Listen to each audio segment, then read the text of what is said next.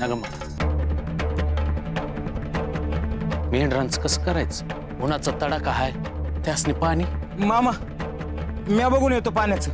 अरे कुठं बघणार? कुठे वडा असेल आड असेल तर पाजून आणतो त्यासनी पाणी. जावा लवकर जावा. होय. दत्तू तू जा दादू सांगते, या मामा सांगते थांबतो. ठीक आहे.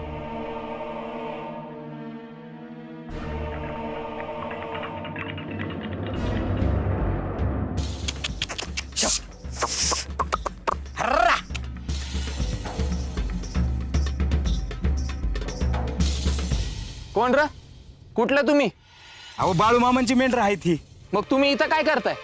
अहो उन्हाची तहान लागली आहे मेंढरसनी, म्हणून पाणी पाजाय आणलं आहे. येडा का खुळा तू? हे पाणी मेंढरासनी पाजणार?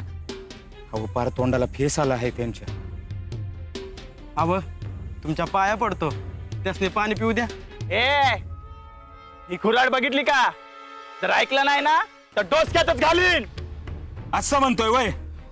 अरे मग माझ्याकडे पण काठी हाय, बरं ती कुठं चालवायची हे चांगलंच ठाव आहे मला. ए धमकी देतो काय? ए! अरे दादू अहो पाहुणं, आम्ही तंटा करायला आलो नाही. आमचे बाळू मामा आहेत म्हणून गप्प बसावं लागतंय. लय मामा मामा करताय.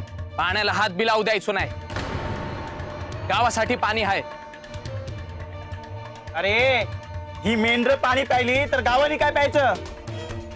तुझा मामासनी घेऊन ये. मी जाऊन येतो. बरं तंटा करू नको. ए, थांब तरी. याला ए जरा दम धरा, मामा येतातच. ए येऊ दे की, त्यासनी मी बघतो. ए मामाचं नाव बी घेऊ नका, लायकी नाहीये तुमची. ए ए! काय रे एकला झालास?